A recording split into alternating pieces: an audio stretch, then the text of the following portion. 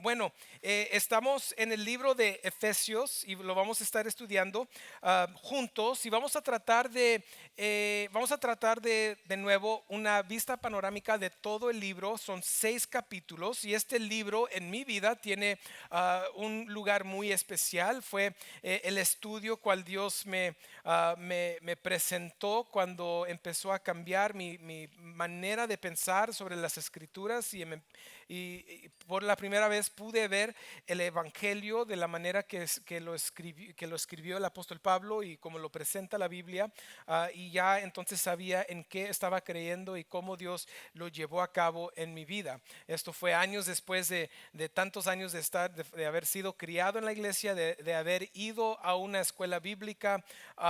Todavía no había aprendido cómo leer y cómo estudiar la Biblia, pero en ese año que Dios me llevó a una clase, me presentó el libro de Efesios, fue un gran abrir de ojos y eso es lo que vamos a hacer juntos hoy.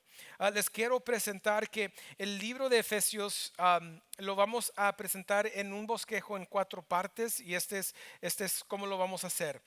Primeramente, el libro de Efesios, tanto como las otras cartas, se presenta la introducción o destinarios y saludo. Y esto viene en el capítulo 1, versículos 1 al 2. Y luego la segunda parte que ya fue la transición de el abrir de la introducción del libro. Ahora estamos ya llegando al cuerpo del libro. El número 2 es acción de gracias y oración de Pablo. Y esta oración y acción de gracias lo podemos ver dentro de lo que es el capítulo 1 hasta el capítulo 3. ¿Okay? Y dentro de esta sección el apóstol Pablo está enseñando sobre un principio nuevo, sobre una nueva revelación, sobre un misterio que en años anteriores estaba, ¿cómo se puede decir? Oculto, y ahora Dios lo ha revelado mediante nuestro Señor Jesucristo y los apóstoles. Y Pablo va a decir en el capítulo 4 o en el capítulo 3 que él es un ministro de esta verdad, de esta revelación, de este misterio que Dios ahora ha revelado. Eso lo vamos a ver en el número 2, en la sección 2 del bosquejo. Y en cada carta, por la mayoría de las cartas, tanto como Romanos, Pablo nos dio información, enseñanza y luego implicación. Aquí en el libro de Efesios también llega el punto de pivote, de donde el creyente debería de ir. Estamos leyendo sobre doctrina, sobre salvación, sobre reconciliación, y en el capítulo 4 ahora nos llega la implicación. ¿Qué significa esta nueva verdad en mi vivir? Y eso sucede en el capítulo 4 y luego eso nos lleva hasta el capítulo 6, hasta el versículo 20. Muchos saben que el capítulo 6 de Efesios termina con ¿qué? Con la armadura de Dios, la armadura espiritual, y así cierra el libro el apóstol Pablo. Entonces, el libro de Efesios es muy similar a otros libros que el apóstol Pablo escribió, pero muchos dicen que este libro es quizás la mejor carta que él había escrito. Muchos vemos al libro de Romanos y muchos vemos todas las enseñanzas, doctrinas que él presenta en Romanos, pero me imagino que por la manera breve en que él enseñó algo tan importante, tan denso, en el libro de Efesios, que solo son 6 capítulos, muchos dicen quizás este es el mejor trabajo del apóstol Pablo quien lo escribió.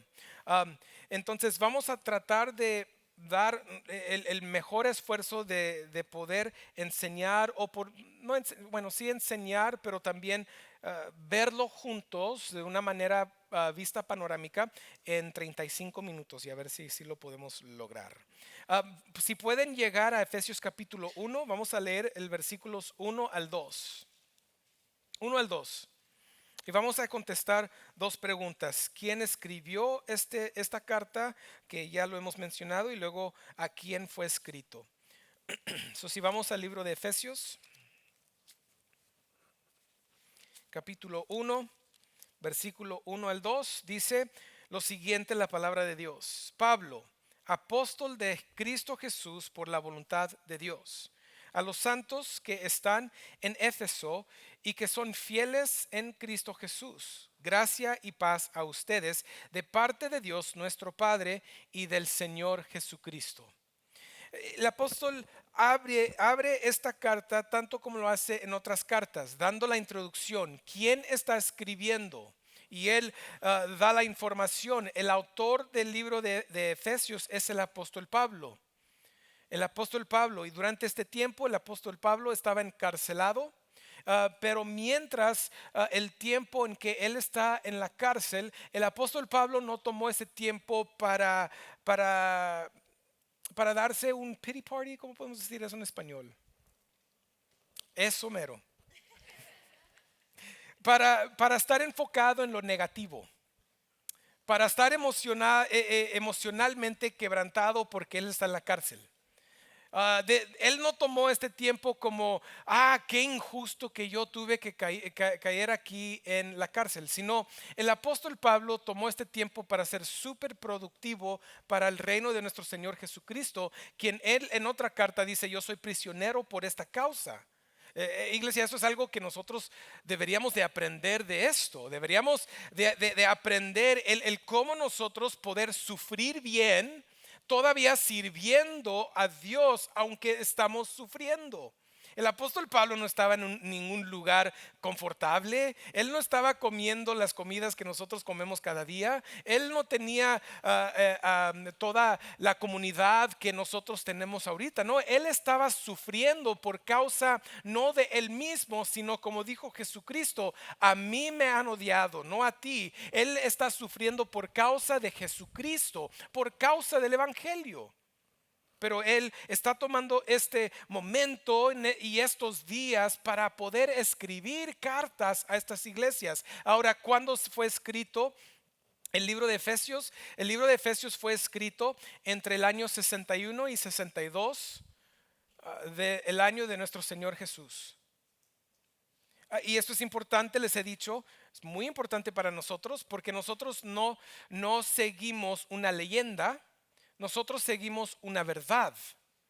Y nosotros sabemos que es verdad porque en los tiempos de los contemporáneos de nuestro Señor Jesucristo se estaba escribiendo cartas a otras iglesias en otros lugares y se estaba compartiendo un mensaje de un hombre, de Jesús de Nazaret, que al año 33 de su vida fue crucificado por causa del motivo de los judíos, por las manos de los romanos. Y sabemos nosotros, como dice Pedro en el libro de los Hechos, por la voluntad del Padre, y que Él resucitó entre los muertos. Y estas verdades estaban circulando en el tiempo de las gentes que vieron a nuestro Señor Jesucristo resucitado entre los muertos. Entonces, cuando nosotros estamos leyendo el Nuevo Testamento y estas cartas, nosotros podemos saber que estos no son cartas que fueron escritas 1000 años después de que Jesús resucitó entre los muertos. No, fueron escritos dentro del tiempo contemporáneo de nuestro Señor Jesús. Y este mensaje no se pudo callar. Este mensaje en esos días no se pudo comprobar como lo tratan de hacer en estos años los cobardes, que no fue verdad.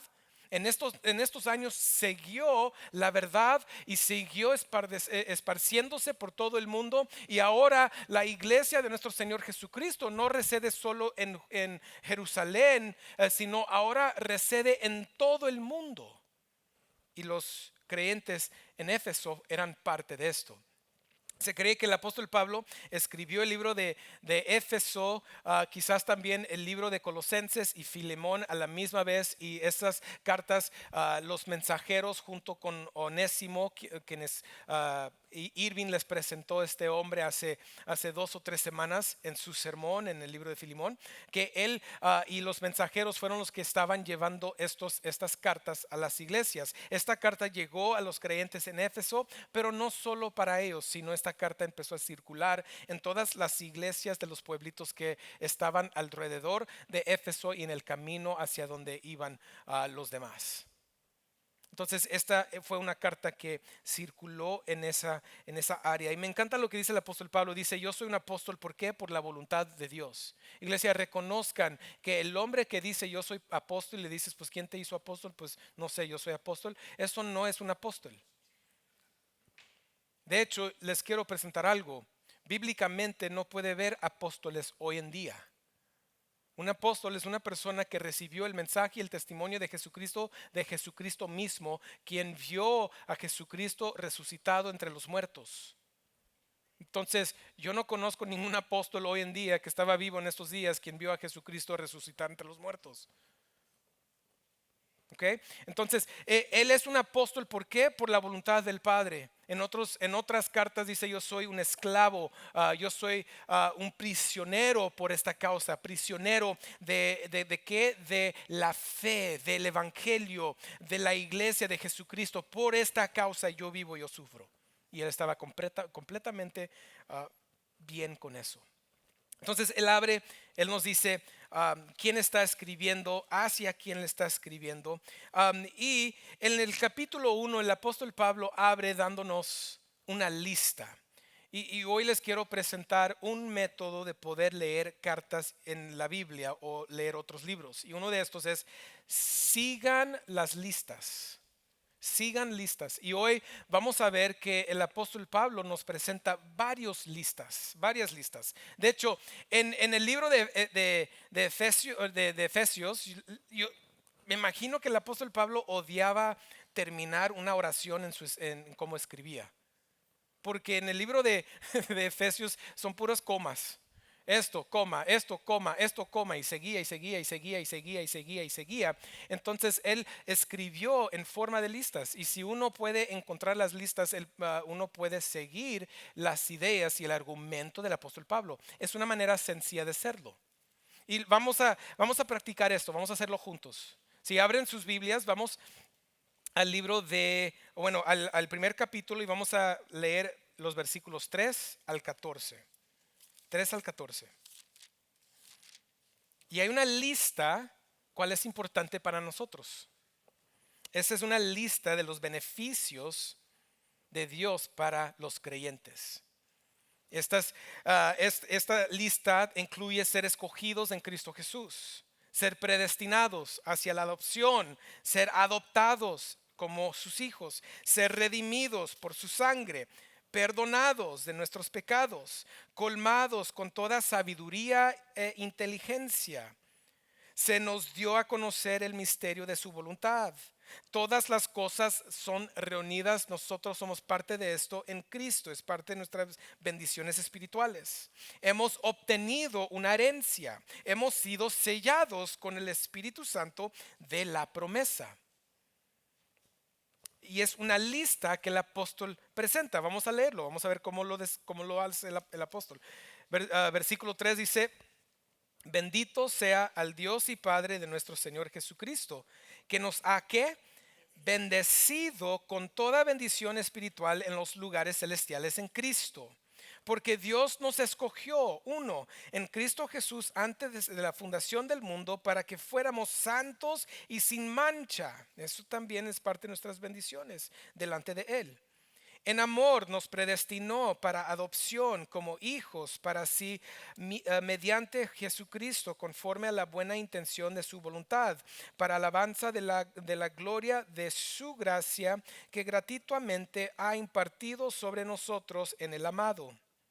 En Él tenemos redención mediante su sangre, el perdón de nuestros pecados según las riquezas de su gracia que ha hecho abundar para con nosotros. En toda sabiduría y discernimiento nos dio a conocer el misterio de su voluntad según la buena intención que se propuso en Cristo con miras a una buena administración en el cumplimiento de los tiempos, es decir, de reunir todas las cosas en Cristo, tanto las que están en los cielos como las que están en la tierra. también en Él hemos obtenido herencia, habiendo sido predestinados según el propósito de aquel que obra todas las cosas conforme al consejo de su voluntad, a fin de que nosotros que fuimos los primeros en esperar en Cristo seamos para la alabanza de su gloria.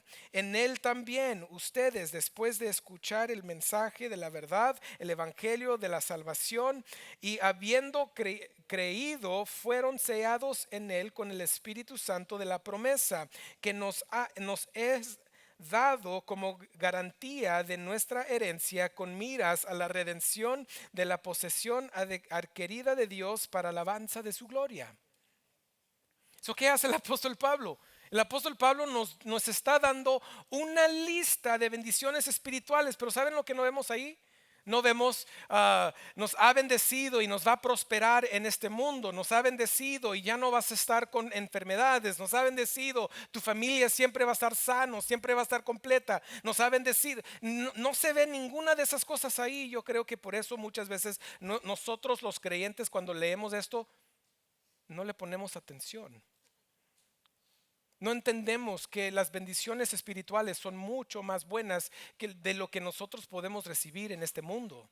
Siendo rico o pobre, nunca tendremos lo que nos espera en el cielo. Siendo rico o pobre, siempre vamos a morir. Siempre vamos a batallar. Siempre van a haber enfermedades. Siempre va a haber sufrimiento. Pero cuando nosotros entendemos que Dios nos ha dado bendiciones espirituales, nosotros podemos vivir en alabanza y gloria a Él, siempre dando gracias por lo que Él nos ha dado, aunque no lo podemos ver, iglesia. Me encanta que un profesor nos dijo en una clase una vez, nos dice: clase, lo loco de todo esto es que nosotros trabajamos tan duros para comprarnos una casa grande y hacer nuestro reino aquí en la tierra, cuando Dios ya nos ha dado un reino en el cielo. Es locura. ¿Pero por qué? Porque nosotros no tenemos el lente espiritual a veces para poder leer una escritura como esta y ver una lista de las bendiciones que Dios nos ha dado en Cristo Jesús y decir: gracias, Dios. Ya no hay necesidad de estar buscando más, porque tú ya me has dado todo lo que necesito. Gracias. Te agradezco. Te agradezco. Y eso es lo que causa el apóstol Pablo, abrir esta sección, el capítulo 1, el capítulo 2 y 3, en forma de alabanza a Dios y oración por lo que Dios ha hecho. Y en el capítulo 2, Él nos empieza a dar detalles de cómo lo hizo. Uno llega al capítulo 2 y pueden voltear ahí. Y en los primeros 3 versículos, Él empieza a darnos nuestra condición antes de Cristo Jesús. Él empieza a comunicar cómo Dios nos ha dado estas bendiciones espirituales. Y nos damos cuenta que nosotros no hemos recibido estas bendiciones porque somos lo suficiente bueno, iglesia. Lo que reconocemos es que Él nos ha dado estas bendiciones espirituales, aunque en un tiempo nuestra condición era estar muertos espiritualmente, alejados de Él, enemigos de Él, hijos de la desobediencia, no de Él. Completamente apartados y alejados de Dios, muertos en una condición espiritualmente, sin poder reaccionar hacia Él. Y me encanta el versículo 4. ¿Qué dice? ¿Cómo inicia el versículo 4? Dice: pero Dios, que es rico en misericordia por causa del gran amor con que nos amó, no me amó. Iglesia, muchas veces tomamos todo lo que leemos en la Biblia muy individualmente. No, el apóstol Pablo está hablando de la congregación, del cuerpo de nuestro Señor Jesucristo, de todos los creyentes. Nos amó aún cuando estábamos muertos en nuestros delitos, nos dio vida juntamente con Cristo. Eso es lo que nosotros le llamamos la regeneración. Muertos antes de Cristo Jesús, luego Dios viene y nos hace vivos. Pero ¿cuál es el punto del libro de Efesios? ¿Por qué es que el apóstol Pablo está comunicando esto? Pues es para llevarnos al punto central. Y en el capítulo 2, versículos 11 hasta el 22, el apóstol Pablo nos da el punto central de este libro. Y es esto, leemos juntos. Por tanto, recuerden que en otro tiempo ustedes, los gentiles en la carne, que son llamados incircuncisión por la tal llamada circuncisión hecha en la carne por manos humanas, recuerden que en ese tiempo ustedes estaban separados de Cristo, excluidos de la ciudadanía de Israel, extraños de los pactos, de la promesa, sin tener esperanza y sin Dios en el mundo. Pero ahora en Cristo Jesús, ustedes que en otro tiempo estaban lejos han sido acercados por la sangre de Cristo, porque Él mismo es nuestra paz y de ambos pueblos hizo uno, derribando la pared intermedia de separación, poniendo fin a la enemistad en su carne, la ley de los mandamientos expresados en ordenanzas para crear en él mismo de los dos un nuevo hombre, estableciendo así la paz y para reconciliar con Dios a los dos en un cuerpo por medio de la cruz, habiendo dado muerte en ella a la enemistad, y vino y anunció paz a ustedes que estaban lejos y paz a los que estaban cerca, porque por medio de Cristo los unos y los otros tenemos nuestra entrada al Padre en un mismo espíritu. 19. Así pues, ustedes ya no son extraños ni extranjeros, sino que son conciudadanos de los santos y son de la familia de Dios. Están edificados sobre el fundamento de los apóstoles y profetas, siendo Cristo Jesús mismo la piedra angular, en quien todo el edificio bien ajustado va creciendo para ser un templo santo en el Señor. En Cristo también ustedes son justamente edificados para morada de Dios en el Espíritu. Ese es el punto central de este libro. Y se los voy a dar en pocas palabras. Antes de Cristo existían los judíos y los gentiles. Judíos bajo las promesas de Dios, como el pueblo de Dios. Los gentiles extranjeros, extraños, porque no tenían la ley, no tenían conocimiento de Dios. Pero después de Jesucristo, Jesucristo inició y sus apóstoles en el Nuevo Testamento lo que nosotros ahora conocemos como la iglesia. No importa si eres judío o gentil, todos somos un cuerpo. Se derribó la pared de división, la enemistad entre nosotros y con Dios. Por eso es que Jesucristo es la paz. Y Dios ha reconciliado a todos por medio de Jesucristo hacia Él mismo. Ese es el punto del libro de Efesios. Por eso es que Pablo inicia con alabanza. Por eso es que Pablo está hablando en oración, dando gracias a Dios. Por eso es que en el capítulo 3 el apóstol Pablo da una doxología, que es palabras de alabanzas a Dios. ¿Por qué? Porque Dios ahora ha unido a todos hacia Él mismo mediante su Hijo amado Jesucristo. Y el capítulo 2 inicia dándonos conocer por qué y cómo tuvo que ser de esta manera. Les presento una lista, no sé si la tienen ahí en la presentación, pero ¿por qué es que Él inicia con la regeneración?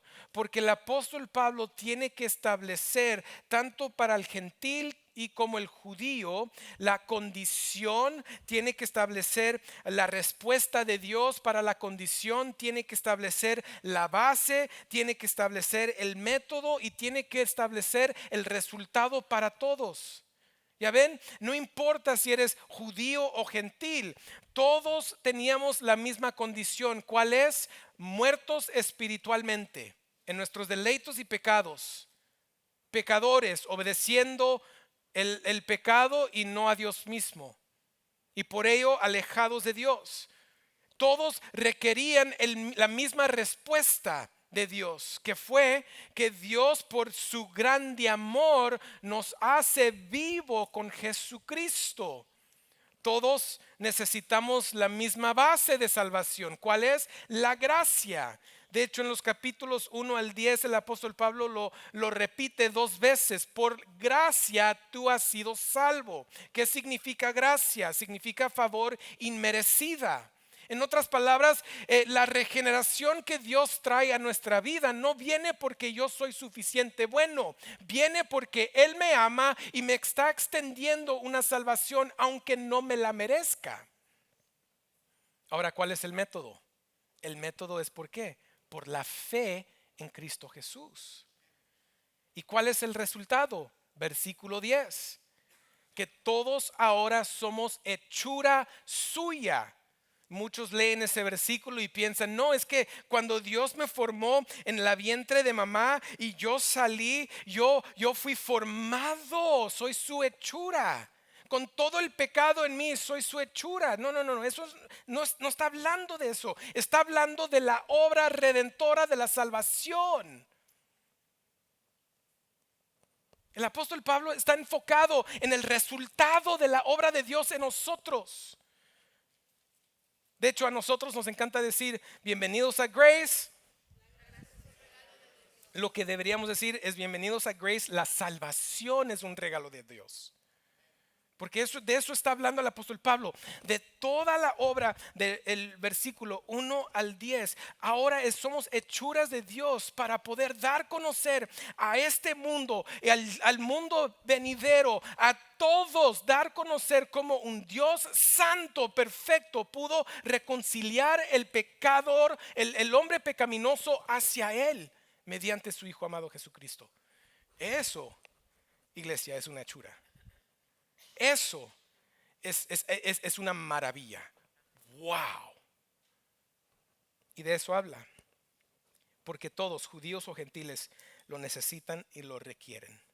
El apóstol Pablo en el versículo 1 del capítulo 3, él dice que él es que él es un ministro, dice de esta nueva revelación de que Dios ha reconciliado el mundo con sí mismo y con ellos mismos. Ahora somos un hombre, un pueblo. Y fíjense, termina diciendo que somos un templo en el capítulo 2, que es importante, iglesia, es importante porque eso tiene implicación y ahorita vamos a llegar a ello. Capítulo 3, versículo 1 dice: por esta causa yo, Pablo, prisionero de Cristo Jesús, por amor de ustedes los gentiles, si en verdad han oído de la dispensación de la gracia de Dios que me fue dada para ustedes, que por revelación me fue dado a conocer el misterio, tal como antes les escribí brevemente, en vista de lo cual leyendo podrán entender mi comprensión del misterio de Cristo, que en otras generaciones no se dio a conocer a los hijos de los hombres, como ahora ha sido revelado a sus santos apóstoles y profetas por el Espíritu, a saber que los gentiles son coherederos, herederos y miembros del mismo cuerpo, participando igualmente de la promesa en Cristo Jesús mediante el Evangelio. Él ahora dice: por causa de este punto central, por causa de que Dios ha reconciliado todo, yo soy un ministro de esta verdad. Él dice, nos está dando a conocer que este era un misterio que ahora es revelado. Ahora, yo conozco muchos creyentes que siempre andan buscando los misterios de Dios y pasan mucho tiempo, dicen, en oración y que Dios me va a revelar los misterios. Iglesia, el apóstol Pablo no nos está invitando a buscar misterios, sino nos está llamando la atención a que Dios ya reveló el misterio. ¿Okay? Un misterio es algo que anteriormente estaba oculto, pero él dice, ahora se lo ha revelado a sus profetas y apóstoles. Ahora nosotros lo conocemos, el misterio de que Dios ha reconciliado todos en el mundo. Quien llega a la fe en Cristo Jesús por la gracia de Dios, todos hemos sido reconciliados unos con los otros y todos nosotros para con Dios. Ese era el misterio. Él dice, yo soy un ministro de este misterio. Y esta verdad es lo que impulsa, es lo que da propósito a lo que el apóstol Pablo quiso enseñar en el libro y en la carta de Efesios. Uno dice, pues, ¿qué puedo aprender yo de este gran misterio? Pues uno puede reconocer que yo soy salvo no por mi voluntad, sino por la voluntad de Dios. Yo llego a la fe porque Él viene hacia mí. Yo llego a la fe porque Él me da vida juntamente con Cristo Jesús. Por su gracia, yo soy hechura de Él porque anteriormente era un pecador sirviendo a mí mismo, a mis pasiones, a mis deseos y muerto sin poder moverme hacia Dios espiritualmente, pero Dios llegó hacia mí. Y lo hizo mediante su Hijo amado Jesucristo. Pero no termina allí. Tú eres un ladrillo en el templo de Dios. Yo soy un ladrillo en el templo de Dios. Nuestra vida cristiana no es una vida individual, sino es una vida corporal. Corporal, iglesia. Otro aspecto del cristianismo que se nos ha robado en esta temporada, en estos años. Se nos ha robado este entender que nosotros deberíamos vivir como congregación, como comunidad, amándonos, sirviéndonos los unos a los otros. ¿Por qué? Porque tenemos la tarea de guardar lo que Dios nos ha dado. Miren, capítulo 4, versículo 1 al 3.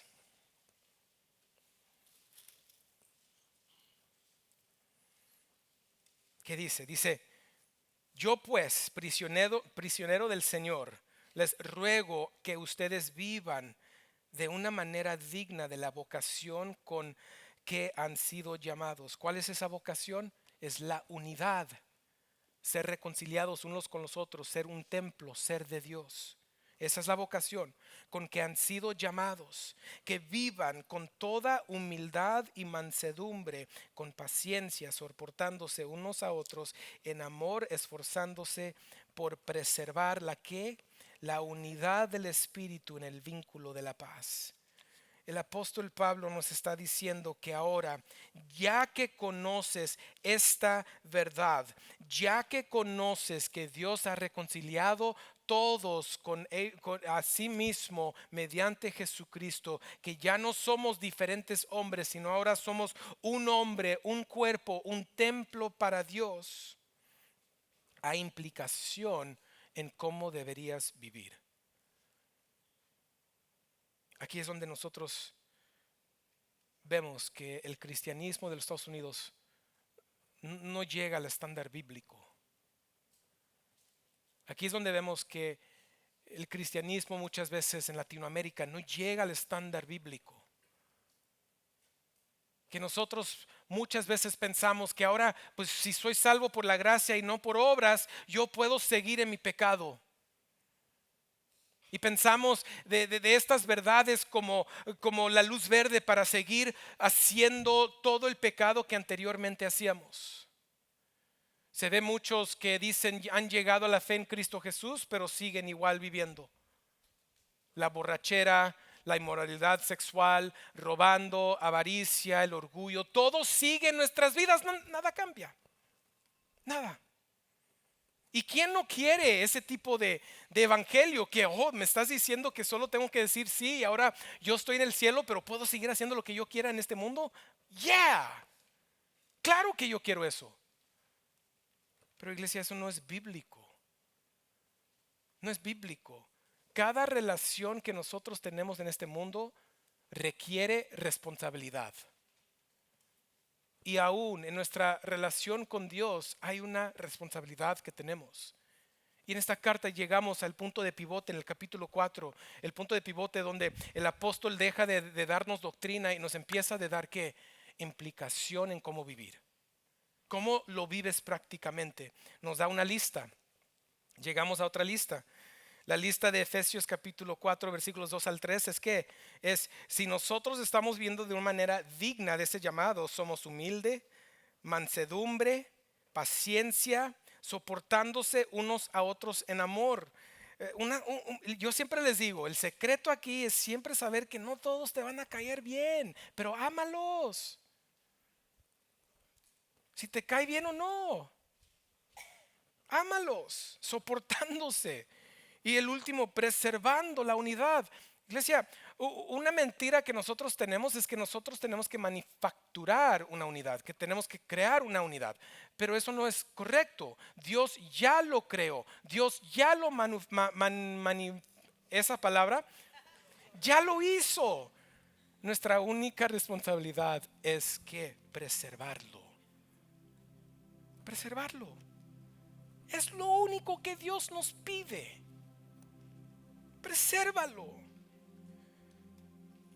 ¿Cómo vamos a hacer esto?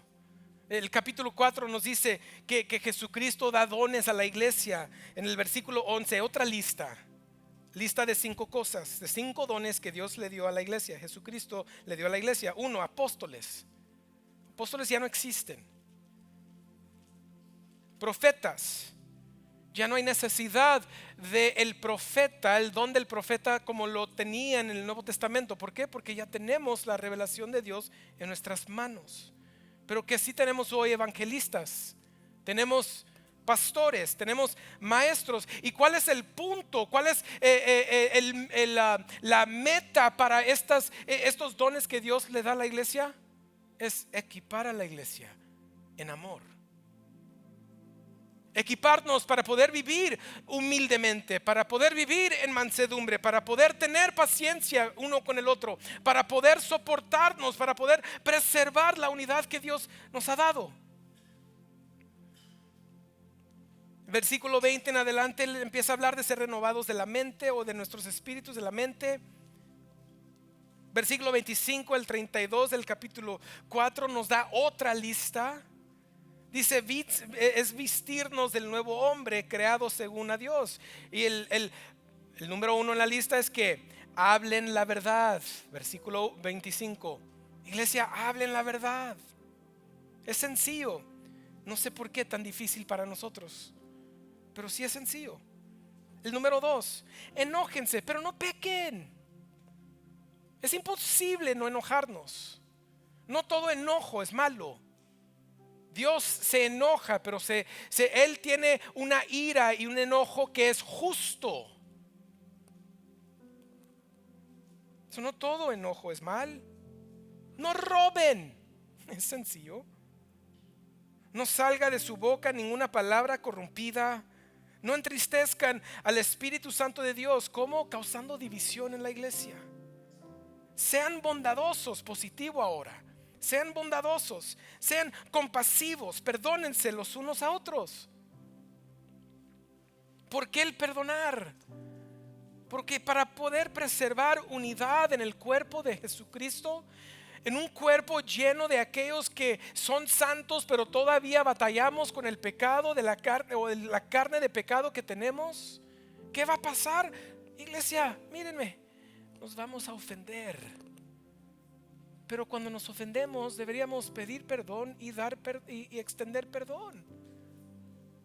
Va a suceder. Pero recuerden, deberíamos estar preservando lo que Él nos dio. Él nos dio unidad. El capítulo 5 inicia, y me encantan las palabras del capítulo 5, porque muchos de nosotros nos rajamos de esto. Dice el apóstol Pablo, sean imitadores de Dios como hijos amados. Nos da otra lista. Y anden en ¿qué? En amor, así como también Cristo les amó y se dio sí mismo por nosotros, así mismo por nosotros, ofrenda y sacrificio a Dios como fragante aroma. En otras palabras, la manera de imitar a Dios es vivir sacrificalmente uno por el otro.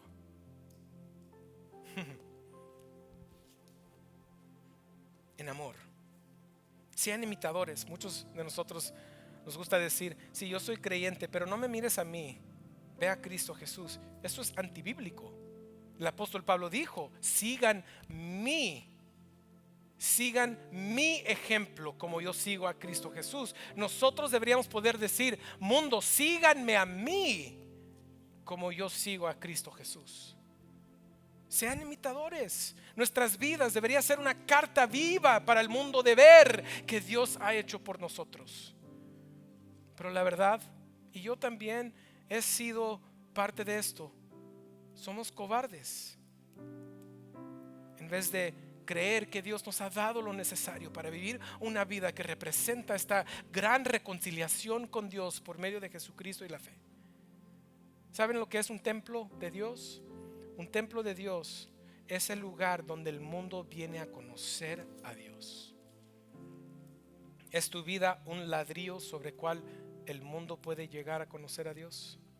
Y luego en el capítulo 5 el apóstol Pablo nos empieza a dar pecados que ni deberían ser mencionados en nosotros, que dice inmoralidad sexual, impureza, avaricia. Ese es fuerte en la iglesia. Les voy a ser honesto.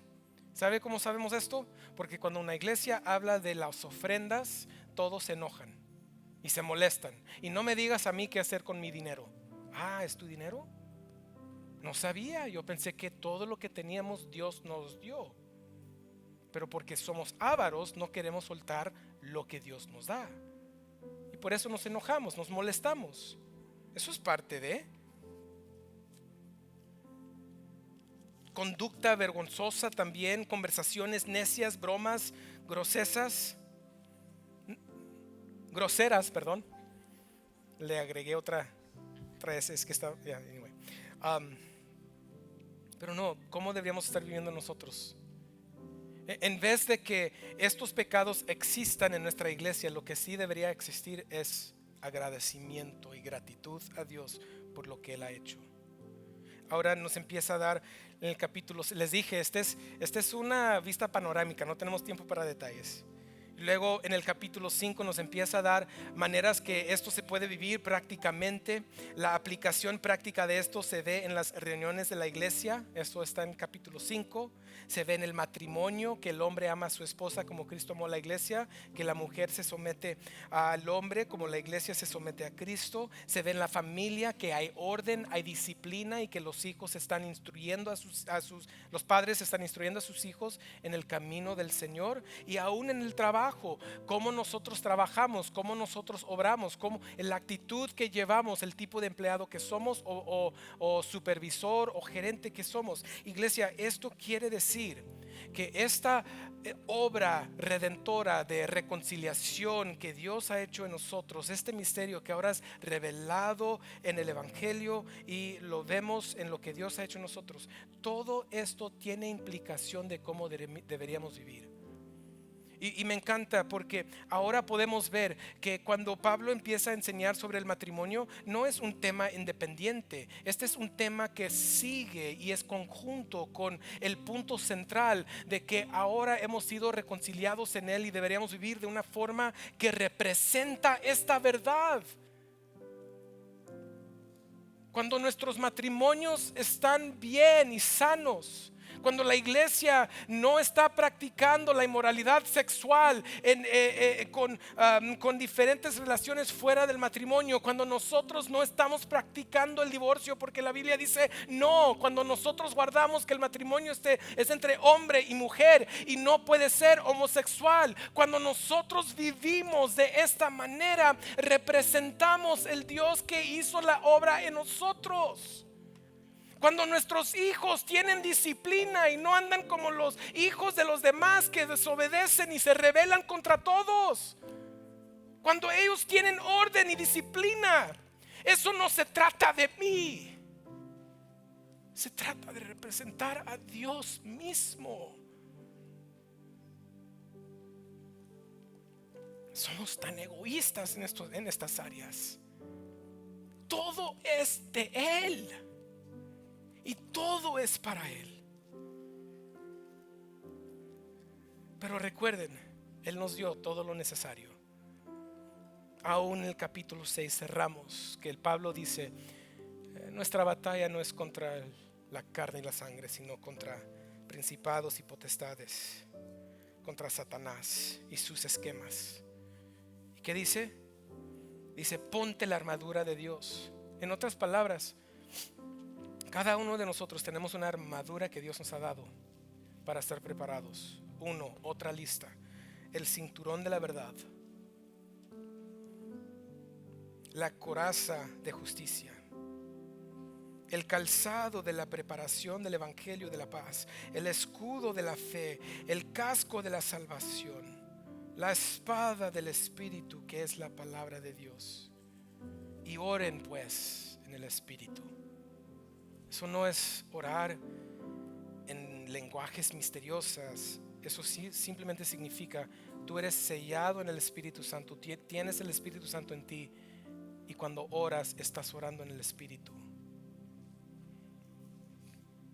Iglesia, sí, les presento cuál es el punto central de todo el libro. Es esto: la obra de Dios por medio de Jesucristo ha unido a todos por gracia mediante la fe, y nos llama a vivir de una manera digna de Él. Implicación: ¿has tú recibido esta fe? ¿Has tú rechazado tus obras como manera de llegar a la salvación? ¿Has puesto tu fe en Cristo Jesús por el perdón de tus pecados? Y si eres tú, este libro es para ti. Y si eres tú, discúlpame que te diga, pero nuestras vidas deberían comunicar esta verdad y no comunicar nuestras pasiones y deseos. Cada vez que la Biblia habla de la verdad, habla de las implicaciones que viene con la verdad. El apóstol Pablo lo pone en otro punto de pivote, en otro libro, en el capítulo 12 de Romanos. Él dice que ya no deberíamos ser conformados a este mundo, sino deberíamos ser transformados, ¿qué? Mediante la renovación de la mente. Y luego, ¿qué sigue después de eso, iglesia? Las implicaciones: cómo vivir en comunidad, cómo vivir en el mundo difícil, cómo honrar a Dios cuando aún el mundo nos quiere deshacer. Implicación.